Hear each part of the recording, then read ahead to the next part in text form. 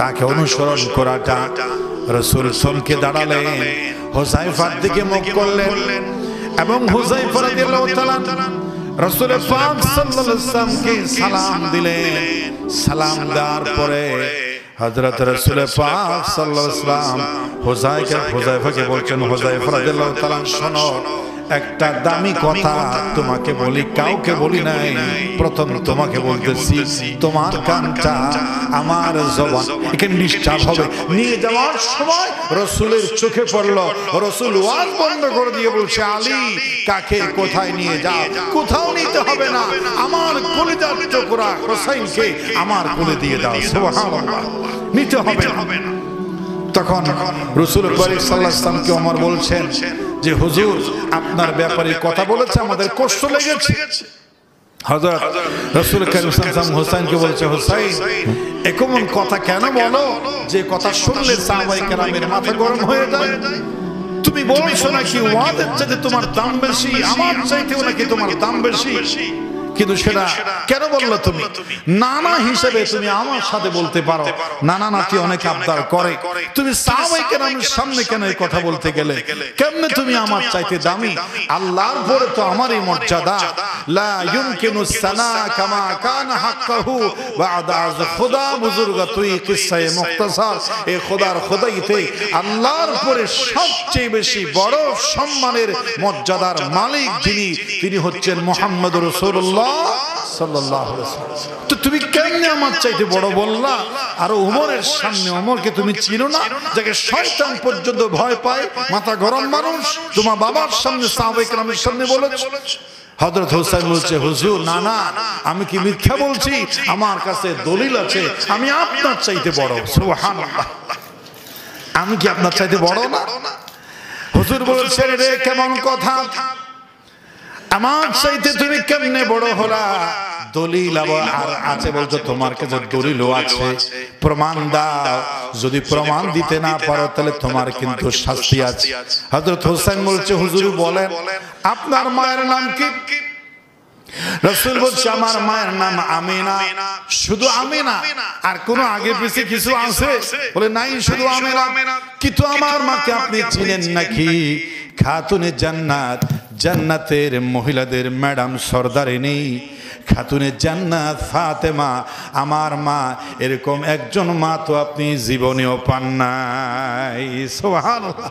তা আপনার আমিনাকে কয়জনে চিনে? আপনার মা তো আমার মায়ের আন্ডারে থাকবে জান্নাতে, জান্নাতের নেতৃত্ব আপনার মা নয়, আমার মা ফাতেমা। সেরকম একজন মা তো আপনি পান নাই। এই পয়েন্টে আপনি বড় নাকি আমি বড়? বলেন সুবহানাল্লাহ। রাসূল বলছেন, হোসেন এই পয়েন্টে তুমি বড়। আর কোন পয়েন্টে তুমি বড়? আরো আছে। ও না না, আপনি বলেন আপনার বাবার নাম কি? বলে আমার বাবার নাম আব্দুল্লাহ। আর কোনো কিছু আছে? বলে আগে পিছে কোনো ডিগ্রি নাই, শুধু আব্দুল্লাহ। কয়জনে চিনে আপনার আব্দুল্লাহর কি ইসলামে অবদান আছে, কি ডিগ্রি আছে? আমার বাবাকে আপনি চিনেন নাকি? শেরে খুদা আসাদুল্লাহিল গালিব, আল্লাহ যাকে কাফেরদের বাঘ হিসাবে ডিগ্রি দিয়েছেন। সুবহানাল্লাহ। আল্লাহর বিজয়ী সিংহ সেই হযরত আলী সমস্ত সাহাবীদের মধ্যে বেশি জ্ঞানী, সমস্ত সাহাবীদের মধ্যে সবচেয়ে বেশি বীর, সমস্ত সাহাবীদের মধ্যে প্রথম বালকদের মুসলমান, এরকম একজন দামি সাহাবী, দামি একজন বাবা আপনি পান নাই। আমার বাবা আপনার বাবার চাইতে অনেক দামি। বলেন সুবহানাল্লাহ। আর কোন দিক থেকে তুমি দামি? বলছেন, ইয়া নানা, আপনার নানির নাম বলেন, আপনার নানির নাম বলেন। রাসূল বলছেন, আমার নানির নাম হচ্ছে, আমার নানির নাম হচ্ছে বাররা। বাররা কয়জনে চিনে? ইতিহাসে তার কি অবদান আছে? কয়জনে তাকে চিনে? বাররা।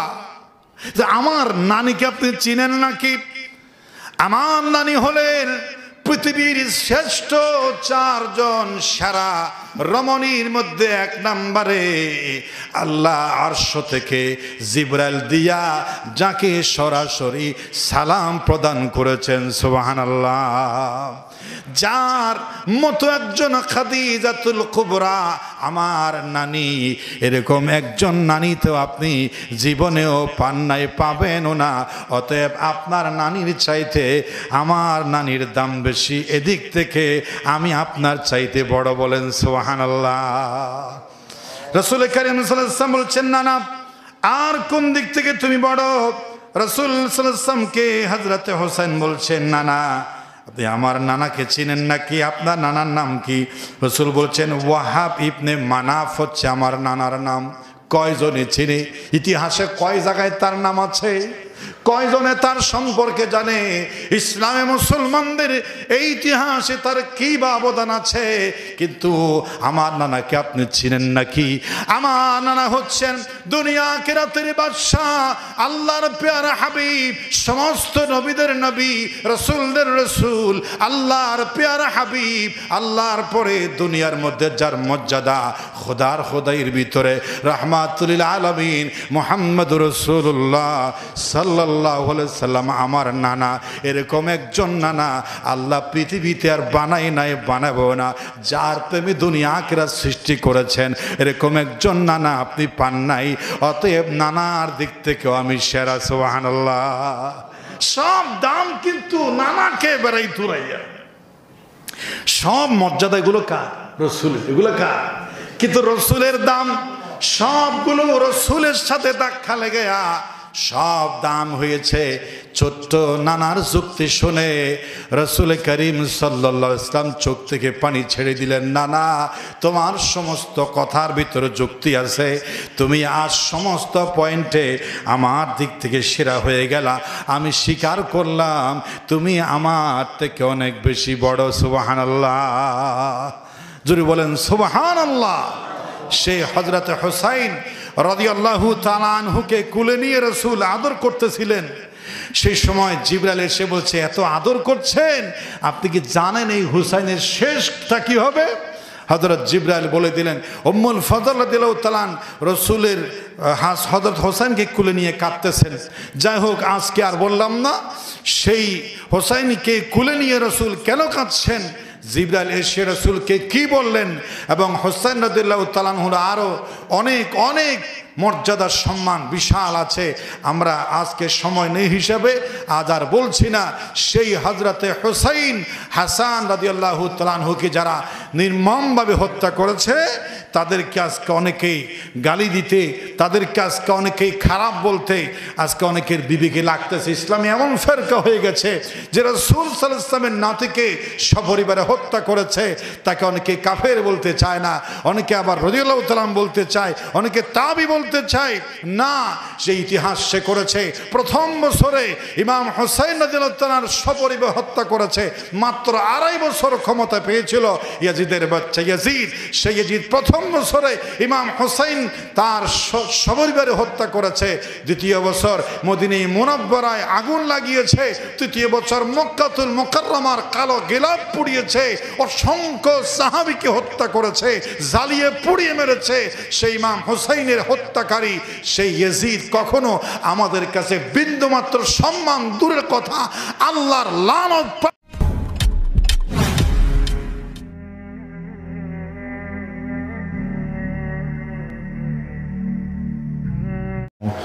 وحده لا شريك له ونشهد أن سيدنا وحبيبنا ومولانا محمدا عبده ورسوله الذي أرسله بالحق بشيرا ونذيرا وداعيا إلى الله بإذنه وسراجا منيرا. فقد قال الله تعالى في كلامه المجيد وفي فرقانه الحميد. أما بعد فأعوذ بالله من الشيطان الشيطان الرجيم بسم الله الرحمن الرحيم ولا تقولوا لمن يقتل في سبيل الله أموات بل أحياء ولكن لا تشعرون وقال تعالى في تعظيم نبيه إن الله وملائكته يصلون على النبي يا أيها الذين آمنوا صلوا عليه وسلموا تسليما اللهم صل على سيدنا مولانا محمد وعلى آل سيدنا مولانا محمد بلغ العلا بكماله كشف الدجى بجماله حسنت جميع خصاله صلوا عليه وآله قتل حسین اصل میں مرگ یزید تا اسلام زندہ ہوتا ہے ہر کربلا کی بعد بلغ العلا بکمالہ كشف الدجى بجماله حسنت جميع خصاله صلوا عليه وآله جگ میں جب آئے محمد اسلام زندہ ہو گئے بتوں نے سب کلمہ پڑھا کافر مسلمان ہو گئے بلغ العلا کشف الدجى بجماله حسنت جميع خصاله صلوا عليه وآله لا إله إلا الله لا إله إلا الله لا إله إلا الله لا إله إلا الله محمد رسول الله صلى الله عليه وسلم আল্লাহ পাক সুবহানাহু ওয়া তাআলা দরবারে লাখ কোটি শুকরিয়া আদায় করছি যে আল্লাহ সুবহানাহু ওয়া তাআলা আজকের পবিত্র জুমার দিনে হাজারো ব্যস্ততার পরেও আল্লাহর পবিত্র ঘরে বসার তৌফিক দান করেছেন সে আল্লাহর দরবারে খুশি হয়ে প্রাণ খুলে শুকরিয়া আদায় করে পড়ছি আলহামদুলিল্লাহ লাখ কোটি দরুদ সালামের হাদিয়া পেশ করছি সরওয়ারে কায়নাত নূরে মুজাসসাম রহমতে দো আলম সর্বকালের সর্বযুগের সর্বশেষ ও সর্বশ্রেষ্ঠ মহামানব পেয়ারা নবী মুহাম্মদ রাসূলুল্লাহ সাল্লাল্লাহু আলাইহি ওয়াসাল্লামের প্রতি আমরা পবিত্র আরবি বর্ষের প্রথম মাসের তৃতীয় জুমায় আল্লাহর মেহেরবানি উপস্থিত হয়েছি। আজকে আমরা মুহররমের সর্বশেষ ঘটনা যাকে উদ্দেশ্য করে যাকে কেন্দ্র করে সংগঠিত হয়েছে সেই রাসূল করিম সাল্লাল্লাহু আলাইহি ওয়াসাল্লামের কলিজার টুকরা নাতি ইমাম হোসেন রাদিয়াল্লাহু তাআলা তার জীবনের থেকে কয়েকটি গুরুত্বপূর্ণ ঘটনা এবং ইমাম হোসেন কেমন ব্যক্তি, ইমাম হোসেন রাদিয়াল্লাহু তাআলার মর্যাদা, ইমাম হোসেন রাদিয়াল্লাহু তাআলার সম্মান মর্যাদা দুনিয়া এবং আখিরাতে কত বেশি, সে সম্পর্কে আমরা আজকে আলোচনা করব। সবাই বলি ইনশাআল্লাহ। প্রথম কথা হচ্ছে হযরত ইমাম হোসেন রাদিয়াল্লাহু তাআলা এমন একজন ব্যক্তি যিনি রাসূল করিম সাল্লাল্লাহু আলাইহি ওয়াসাল্লামের খুব প্রিয়, খুব আদরের ছিলেন। তো তিনি শহীদ হয়েছেন, সেজন্য আমরা শহীদ আল্লাহর দরবারে হলে তার দাম খুব বেশি। আল্লাহ পাক বলেছেন ওয়ালা তাকুলু লিমান ইউকতালু ফি সাবিলিল্লাহি আমওয়াতা বাল আহইয়াউন ওয়ালাকিন লা তাশউরুন। যারা আল্লাহর পথে আল্লাহর রাস্তায় সত্য প্রতিষ্ঠার জন্য, হক প্রতিষ্ঠার জন্য জীবন কোরবানি করে তোমরা তাদেরকে মৃত বলো না। হযরত ইমাম হোসেন রাদিয়াল্লাহু তাআলা আনহু কারবালার প্রান্তরে শহীদ হবেন, এটা কোনো অজানা বিষয় ছিল না। আমি আগেও অনেক জায়গায় বলেছি, হযরত মা ফাতেমাও জানতেন, হযরত আলী রাদিয়াল্লাহু তাআলা আনহু জানতেন। রাসূল করিম সাল্লাল্লাহু আলাইহি ওয়াসাল্লামকে ভবিষ্যৎবাণী করা হয়েছে উমাইয়া বংশের এক কুখ্যাত শাসকের হাতে,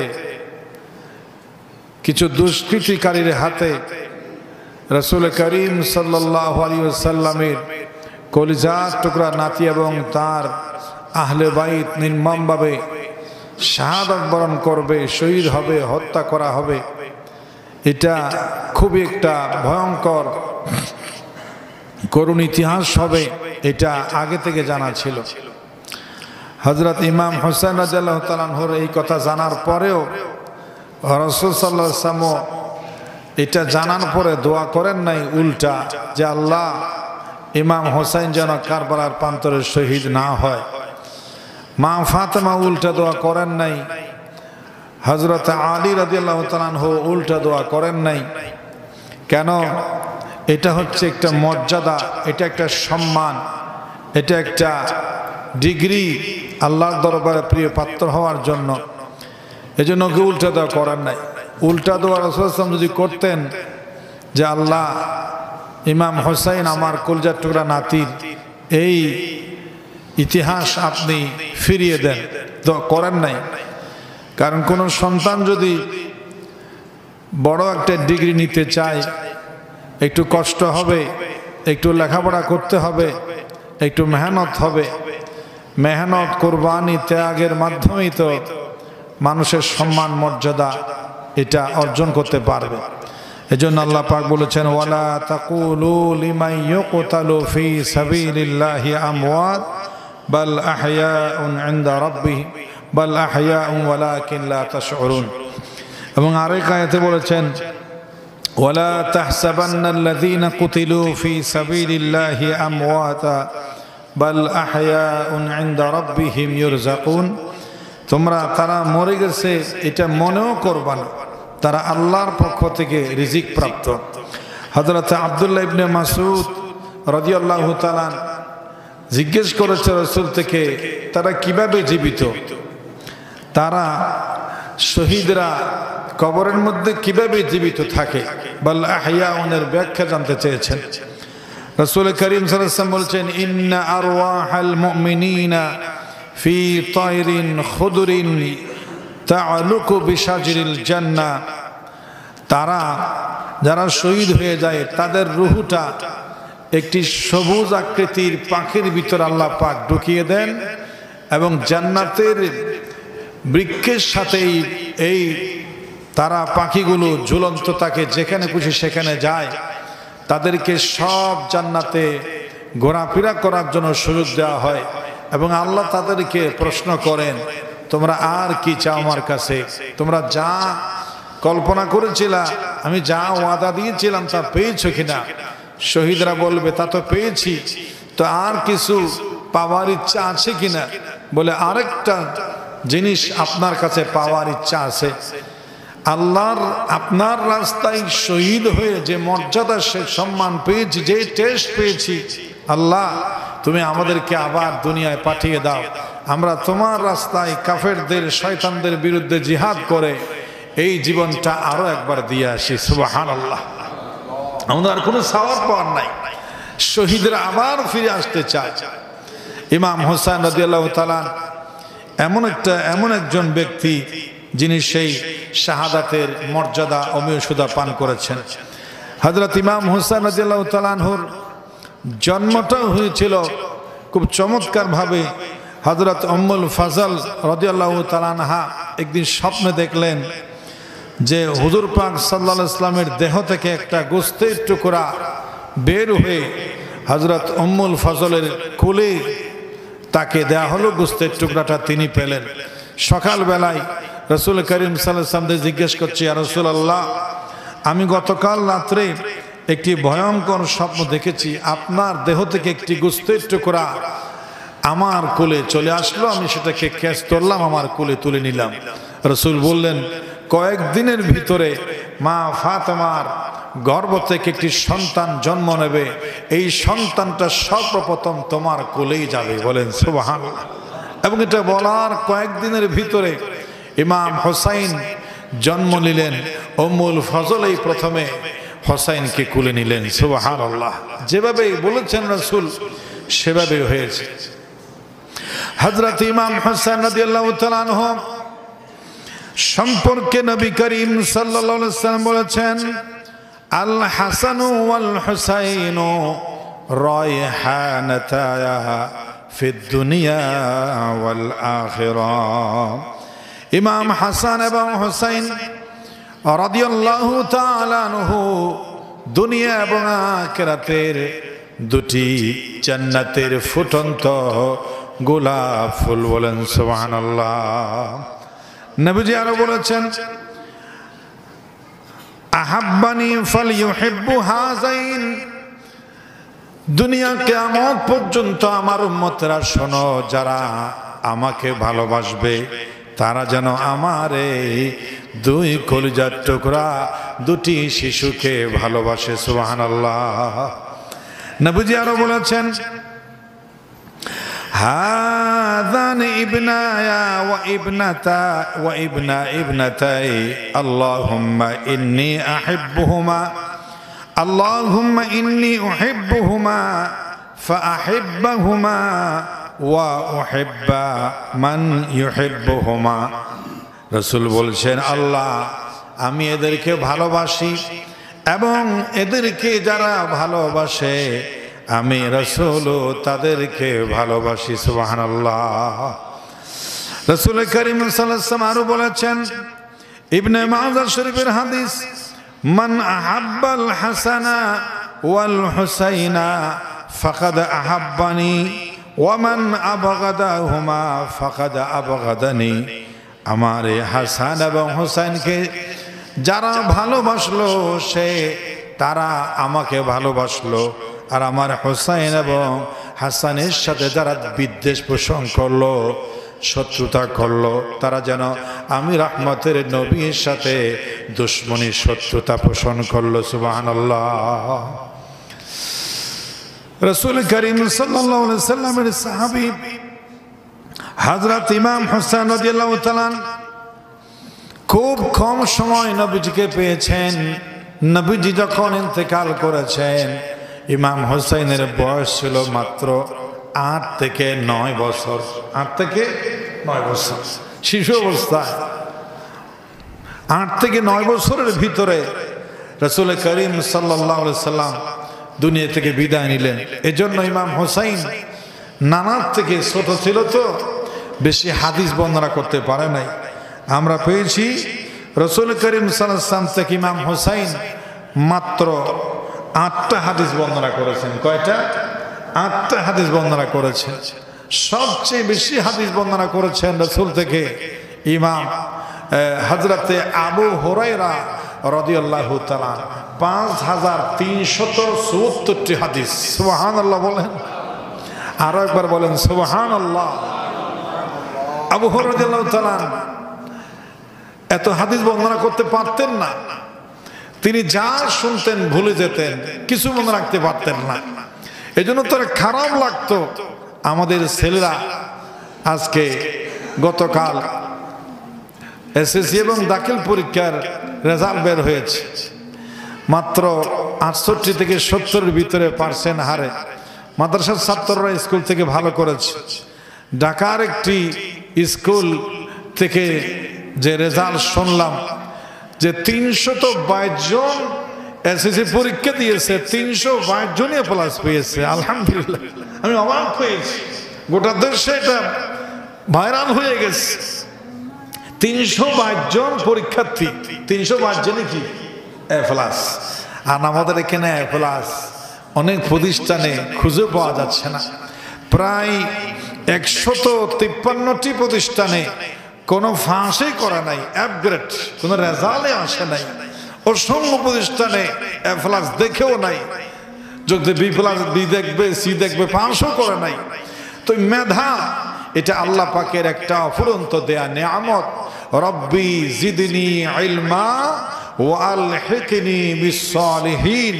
মা বাবা এটা পড়ে পড়ে সন্তানদের হা করতে বলবে। সবচেয়ে বড় পীর সন্তানের জন্য মা বাবা। হুজুরের জন্য অপেক্ষা করে, হুজুরের ফোন নেওয়ার জন্য লাইন ধরে টাকা দেয়, কলম ফরা নেয়। আগে মা বাবা দোয়া করবে, মা বাবা কলম ফরা দেবে, মাথায় হাত বুলিয়ে দোয়া করবে। রব্বি জিদনি ইলমা পড়ে সন্তানদের মাথায় হাত বুলিয়ে দিবে। আর পরীক্ষায় যাওয়ার আগে একটা মিনিটের জন্য আল্লাহর কাছে হাত তুলে বলবে, আল্লাহ আমার সন্তানটা তোমার হাওয়ালায় দিলাম। তুমি আমার সন্তানের মেধা শক্তি, স্মৃতি শক্তি, ব্রিলিয়েন্ট শক্তি আল্লাহ তুমি আমার সন্তানকে তুমি দান করো। মা বাবা দোয়া করলে সবচেয়ে বেশি কবুল করেন কে? আগে মা বাবা। আগে কি? তাহলে আপনার মনে হয় যে ইমাম সাহেব হয়তো পরহেজগার, তার থেকে দোয়া দিলে মনে হয় ভালো হবে, এটা সেকেন্ড সিরিয়ালে। হয়তো আল্লাহর কোনো ওলি পীর সাহেবের কাছে ফু নিতে চাইলে এটার যে দাম নাই এমন নয়, এটা সিরিয়াল পরে। এটা সিরিয়াল কি পরে। সন্তানের জন্য মা বাবা হচ্ছে সবচেয়ে বেশি দোয়া কবুল হওয়ার জন্য সবচেয়ে বেশি পাওয়ারফুল একটি জায়গা।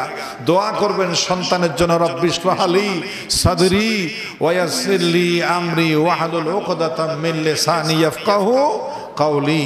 রব্বি ইয়াসসির ওয়ালা তুআসসির ওয়া তাম্মিম আলাইনা বিল খাইর। এই দোয়াগুলো পড়ে দোয়া করবেন। হযরত আবু হুরায়রা রাসূল কারীম সাল্লাল্লাহু আলাইহি ওয়াসাল্লামকে বলছে, হে হুজুর, যে আমি আপনার সামনে বসে থাকি, আমার কিছুই মনে থাকে না। রাসূল বললেন, তাহলে তুমি রুমালটা প্রসারিত করো। সেই রুমাল রাসূল ফু দিলেন, এটাকে তিনি সিনার মধ্যে মুখের মধ্যে মোছাই করলেন।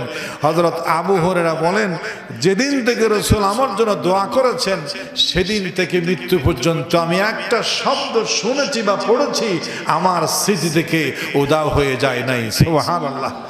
রাসূলের দোয়ায় আবু হুরায়রা এত বেশি মেধাবী হয়ে গেলেন, একবার শুনলে সেটা আর তিনি ভুলতেন না।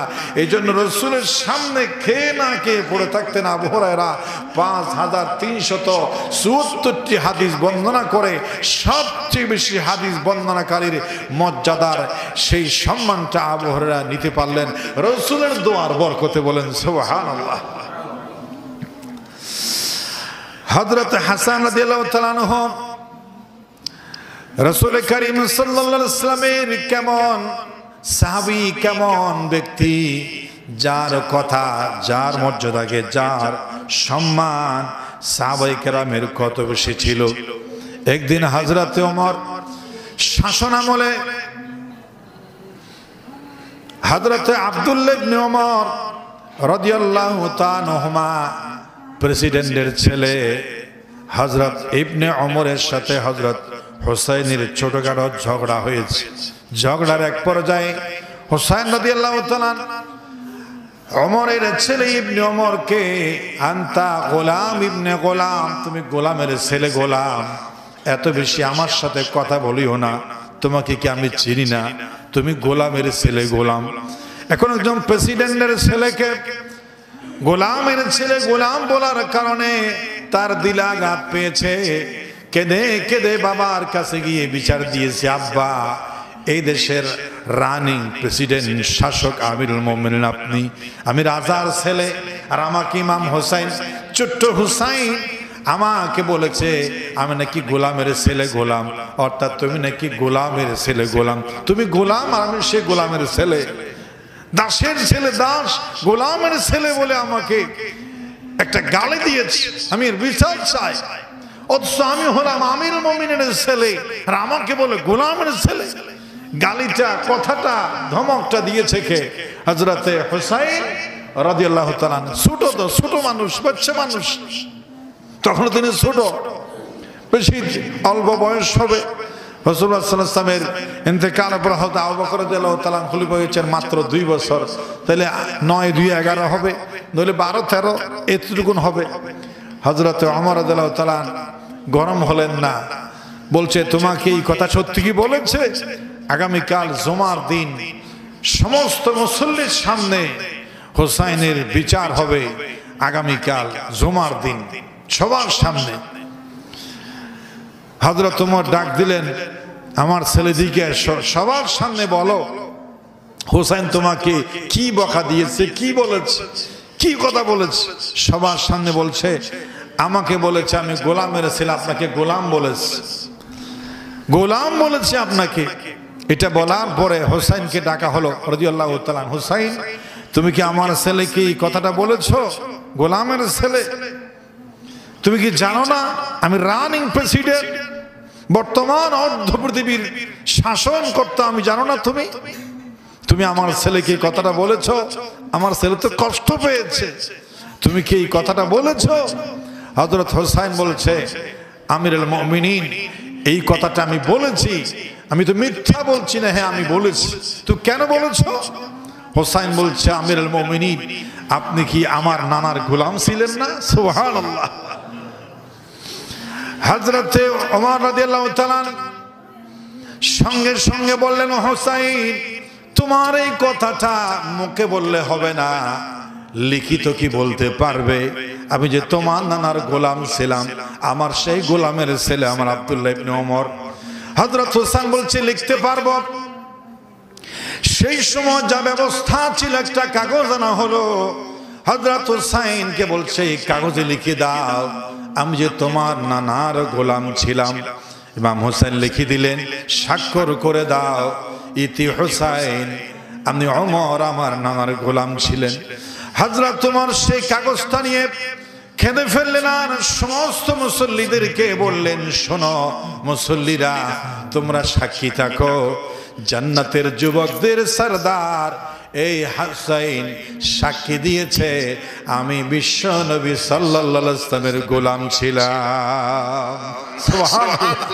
আমার ইন্তেকালের পরে এই কাগজটা কবরে দিবা, হাসরের ময়দানে কাগজটা বুকে নিয়ে আমি আল্লাহর দরবারে হাজির হয়ে যাব আর আল্লাহকে বলবো আল্লাহ আমার কোনো আমল যদি তোমার পছন্দ না হয়, আমার যদি আজ যদি মুক্তির কোন উপায় গ্যারান্টি আমার নাও থাকে, আমি যদি আটকে যাই, আমার কাছে সুন্দর একটা ডিগ্রি আছে, জান্নাতের যুবকদের সরদার লিখিত দিয়েছেন আমি তোমার হাবিবের গোলাম ছিলাম, এই উসিলাই হলো আমাকে তুমি জান্নাত দিয়ে দাও। সুবহানাল্লাহ। হুসাইন ছোটবেলায় একটা কথা বলেছেন, হযরত ওমর কি মূল্যায়ন করেছেন, কি দাম দিয়েছেন। এজন্য আমার রাসূল বলেছেন আল হাসানু ওয়াল হুসাইনু রায়হানাতা ফিল জান্নাহ, জান্নাতের দুটি ফুটন্ত গোলাপ হযরত ইমাম হোসেন এবং হাসান। শুধু যুবকদের সরদার আমার হাসান হুসাইন, এই কথার দ্বারা ক্লিয়ার। তাহলে যারা বৃদ্ধ লোক তাদের কি রাসূলের নাতি সরদার নয়? কোন মানুষই তো জান্নাতে বুড়া থাকবে না, কোন কালো মানুষ জান্নাতে যাবে না, কোন অন্ধ মানুষ জান্নাতে যাবে না, কোন ছোট্ট বাচ্চা জান্নাতে যাবে না, কোন বুড়া লোক জান্নাতে যাবে না, কোন বুড়ি নারী জান্নাতে যাবে না। অর্থাৎ এইগুলো জান্নাতে যাবে না। যখন বলছে বুড়া সাহাবীরা কাঁদতেছে, ইয়া রাসূলুল্লাহ আমরা বুড়ো হয়ে গেছি, আমরা জান্নাতে যাব না নাকি? রাসূল বললেন হ্যাঁ, কোন বুড়া জান্নাতে যাবে না। রাসূল হেসে দিলেন। সাহাবায়ে কেরাম কাঁদতেছেন, বুড়া সাহাবারা, হুজুর বুড়া মানুষরা জান্নাতে না গেলে কি ভাই হবে? রাসূল বলেছেন ও বুড়া বুড়িরা, কোন বুড়া লোক জান্নাতে যাবে না, মানে ওরা জওয়ান হয়ে জান্নাতে যাবে। বৃদ্ধ বয়সে বৃদ্ধ হায়াত নিয়া, বুড়া শরীর নিয়া কেউ জান্নাতে যাবে না। যারা যাবে তারা 33 বছরের পূর্ণ যৌবন নিয়ে জান্নাতে প্রবেশ করবে। সুবহানাল্লাহ। তাহলে যুবকদের সরদার মানে জান্নাতে তো থাকবে শুধু যুবক, জান্নাতে থাকবে শুধু কি যুবক। সেই যুবকদের সরদার ইমাম হুসাইন রাদিয়াল্লাহু তাআলা, হযরত রাসূল করিম সাল্লাল্লাহু আলাইহি ওয়াসাল্লামের প্রাইভেট সেক্রেটারি হযরত হুযায়ফা আল ইয়ামান রাদিয়াল্লাহু তাআলা একদিন আসরের সময় মাকে বলছে, মা আমাকে বিদায় দাও, আমি মসজিদে নববীতে রাহমাতুল লিল আলামিনের পিছনে মাগরিবের নামাজ পড়তে চাই। বলেন সুবহানাল্লাহ। মা থেকে অনুমতি নিয়ে মাগরিবের নামাজ পড়লেন হযরত হুযায়ফা রাদিয়াল্লাহু তাআলা। রাসূল ইমামতি করলেন, নামাজ পড়লেন এবং জায়নামাজে বসে থাকলেন। মাগরিব থেকে আসা পর্যন্ত তাসবিহ তাহলিল জিকির আজকারের সময় অতিবাহিত করেছেন মুহাম্মদ রাসূলুল্লাহ সাল্লাল্লাহু আলাইহি ওয়াসাল্লাম। এক ওযুতে মাগরিব থেকে আসা, মাঝখানে কোনো ওযু ভাঙা নাই, কোনো বিরতি নাই। আমরাও চেষ্টা করব কোনো কাজ না থাকলে, ফ্রি থাকলে সেদিন মাগরিব থেকে আসা পর্যন্ত এই মাগরিবের ওযু নিয়ে আমরা যেন এশার নামাজ পড়তে পারি। আল্লাহ যেন তৌফিক দান করে। বলেন আমিন। এবং ফজরের পরে ওযু নিয়ে সূর্য উদয় হওয়া পর্যন্ত অবস্থান করে যদি সালাতুল ইশরাকটা পড়তে পারে, রাসূল বলেছেন একটি কবুল হজ এবং একটি উমরার সওয়াব তাকে দান করা হবে। সুবহানাল্লাহ। তাহলে কত ফজিলত, কত সম্মান মর্যাদা। রাসূল সাহাবী হযরত হুযায়ফা আল ইয়ামান রাদিয়াল্লাহু তাআলা তিনিও ওযু একই ওযুতে মাগরিব থেকে এশা পড়লেন। এশার নামাজ পড়ার পরে বিতির বা নামাজ শেষ করার পরে রাসূল রওজার দিকে চলে যাচ্ছেন, হুজরাম শরীফের দিকে চলে যাচ্ছেন। হুযায়ফা রাদিয়াল্লাহু তাআলা আনহুর সাথে কোনো দেখা কথাবার্তা হয় নাই, চলে যাচ্ছেন। রাসূলের উঠে যাওয়া দেখে হযরত হুযায়ফা মনে হলো যে একটু রাসূলের সাথে কথা না বলে চলে যাব, একটু মুসাফা না করে, একটু সালাম না দিয়ে, একটু সৌজন্য সাক্ষাৎ না হবে, এটা তো হতে পারে না। রাসূলের পিছনে পিছনে হুযায়ফা রাসূলের রওজা, রাসূলের হুজরা মুবারক দিকে তার পিছু নিয়েছেন। বলেন সুবহানাল্লাহ।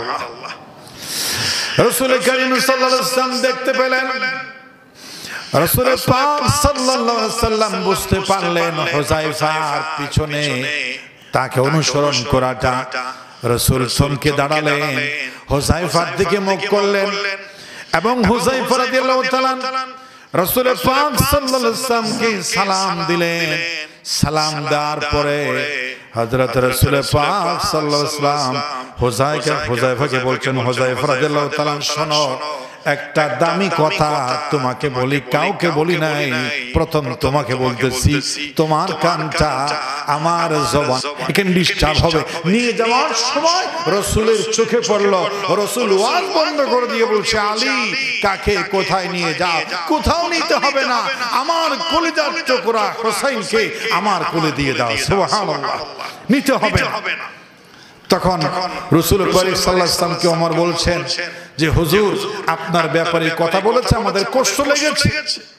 হযরত রাসূল করিম সাল্লাল্লাহু আলাইহি ওয়াসাল্লাম হোসেনকে বলছে, হোসেন এমন কথা কেন বলো যে কথা শুনলে সাহাবায়ে কেরামের মাথা গরম হয়ে যায়? তুমি বলছো নাকি ওয়াদের চাইতে তোমার দাম বেশি, আমার চাইতেও নাকি তোমার দাম বেশি, কিন্তু সেটা কেন বললো তুমি? নানা হিসেবে তুমি আমার সাথে বলতে পারো, নানা নাতি অনেক আবদার করে, তুমি সাহাবায়ে কেরামের সামনে কেন এই কথা বলতে গেলে? কেমনে তুমি আমার চাইতে দামি? আল্লাহর পরে তো আমারই মর্যাদা। লা ইউমকিনু সানা কামা কানা হাক্কাহু বা'দা আজ খোদা বুজুর্গ তুই কিসসায়ে মুখতাসার। এই খোদার খোদাইতে আল্লাহর পরে সবচেয়ে বেশি বড় সম্মানের মর্যাদার মালিক যিনি, তিনি হচ্ছেন মুহাম্মদুর রাসূলুল্লাহ সাল্লাল্লাহু আলাইহি ওয়াসাল্লাম। তো তুমি কেমনে আমার চাইতে বড় বললা? আর ওমরের সামনে, ওমরকে তুমি চিনো না, যাকে শয়তান পর্যন্ত ভয় পায়, মাথা গরম মানুষ, তোমার বাবার সামনে সাহাবায়ে কেরামের সামনে বলেছো। হযরত হোসেন বলছে, হুজুর না না, আমি কি মিথ্যা বলছি? আমার কাছে দলিল আছে, আমি আপনার চাইতে বড়। সুবহানাল্লাহ, আমি কি আপনার চাইতে বড় না? হুজুর বলছেন, রে কেমন কথা, আমার চাইতে তুমি কেমনে বড় হলা? দলিল আর আছে বলছো, তোমার কাছে দলিলও আছে, প্রমাণ দাও। যদি প্রমাণ দিতে না পারো তাহলে তোমার কিন্তু শাস্তি আছে। হযরত হোসেন বলছে, হুজুর বলেন আপনার মায়ের নাম কি? রাসূল বলছে, আমার মায়ের নাম আমিনা। শুধু আমিনা? আর কোন আগে পিছে কিছু আছে? বলে নাই, শুধু আমিনা। কিন্তু আমার মাকে আপনি চিনেন নাকি? খাতুনে জান্নাত, জান্নাতের মহিলাদের ম্যাডাম সর্দারিনী খাতুনে জান্নাত ফাতেমা আমার মা। এরকম একজন মা তো আপনি জীবনেও পান নাই। সুবহানাল্লাহ। তা আপনার আমিনাকে কয়জনে চিনে? আপনার মা তো আমার মায়ের আন্ডারে থাকবে জান্নাতে, জান্নাতের নেতৃত্ব আপনার মা নয়, আমার মা ফাতেমা। সেরকম একজন মা তো আপনি পান নাই। এই পয়েন্টে আপনি বড় নাকি আমি বড়? বলেন সুবহানাল্লাহ। রাসূল বলছেন, হোসেন এই পয়েন্টে তুমি বড়। আর কোন পয়েন্টে তুমি বড়? আরো আছে। ও না না, আপনি বলেন আপনার বাবার নাম কি? বলে আমার বাবার নাম আব্দুল্লাহ। আর কোনো কিছু আছে? বলে আগে পিছে কোনো ডিগ্রি নাই, শুধু আব্দুল্লাহ। কয়জনে চিনে আপনার আব্দুল্লাহর কি ইসলামে অবদান আছে, কি ডিগ্রি আছে? আমার বাবাকে আপনি চিনেন নাকি? শেরে খুদা আসাদুল্লাহিল গালিব, আল্লাহ যাকে কাফেরদের বাঘ হিসাবে ডিগ্রি দিয়েছেন। সুবহানাল্লাহ। আল্লাহর বিজয়ী সিংহ সেই হযরত আলী সমস্ত সাহাবীদের মধ্যে বেশি জ্ঞানী, সমস্ত সাহাবীদের মধ্যে সবচেয়ে বেশি বীর, সমস্ত সাহাবীদের মধ্যে প্রথম বালকদের মুসলমান, এরকম একজন দামি সাহাবী, দামি একজন বাবা আপনি পান নাই। আমার বাবা আপনার বাবার চাইতে অনেক দামি। বলেন সুবহানাল্লাহ। আর কোন দিক থেকে তুমি দামি? বলছেন, ইয়া নানা, আপনার নানির নাম বলেন, আপনার নানির নাম বলেন। রাসূল বলছেন, আমার নানির নাম হচ্ছে, আমার নানির নাম হচ্ছে বাররা। বাররা কয়জনে চিনে? ইতিহাসে তার কি অবদান আছে? কয়জনে তাকে চিনে? বাররা। যে আমার নানিকে আপনি চিনেন নাকি?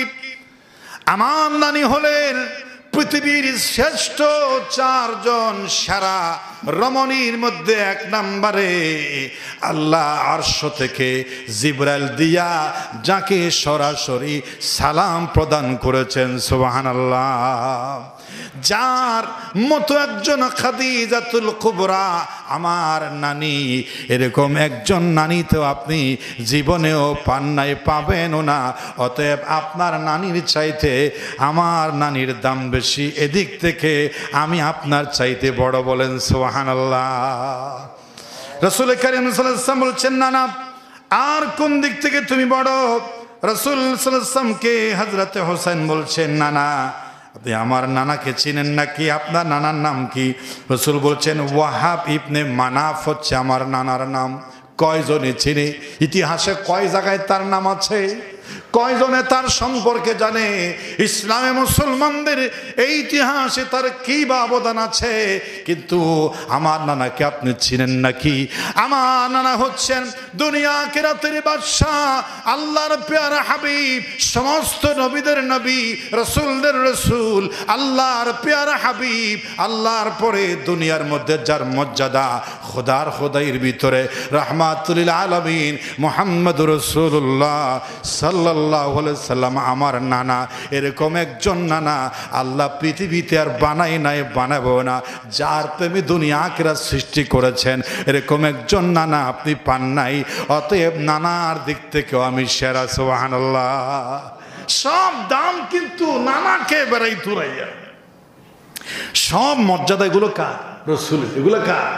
কিন্তু রসুলের দাম সবগুলো রসুলের সাথে ধাক্কা লেগে সব দাম হয়েছে। ছোট্ট নানার যুক্তি শুনে রসুল করিম সাল্লাল্লাহু আলাইহি ওয়াসাল্লাম চোখ থেকে পানি ছেড়ে দিলেন। নানা, তোমার সমস্ত কথার ভিতরে যুক্তি আছে, তুমি আজ সমস্ত পয়েন্টে আমার দিক থেকে সেরা হয়ে গেলা। আমি স্বীকার করলাম তুমি আমার থেকে অনেক বেশি বড়। সুবহানাল্লাহ, জোরে বলেন সুবহানাল্লাহ।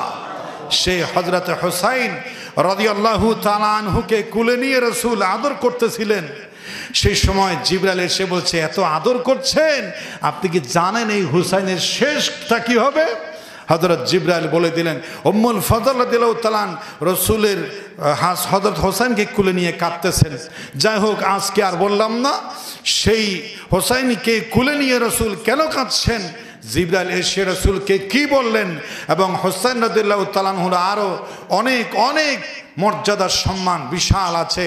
আমরা আজকে সময় নেই হিসাবে আজ আর বলছি না।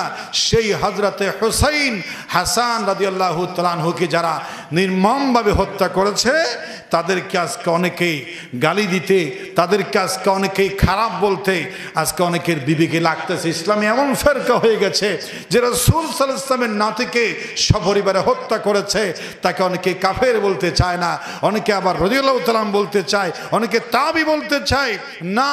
সেই ইতিহাস সে করেছে। প্রথম বছরে ইমাম হুসাইন রাদিয়াল্লাহু তাআলার সপরিবারে হত্যা করেছে। মাত্র 2.5 বছর ক্ষমতা পেয়েছিল ইয়াজিদের বাচ্চা ইয়াজিদ। সেই ইয়াজিদ প্রথম বছরে ইমাম হুসাইন তার সপরিবারে হত্যা করেছে। দ্বিতীয় বছর মদিনা মুনাব্বারায় আগুন লাগিয়েছে। তৃতীয় বছর মক্কাতুল মুকাররমার কালো গিলাফ পুড়িয়েছে। অসংখ্য সাহাবীকে হত্যা করেছে, জ্বালিয়ে পুড়িয়ে মেরেছে।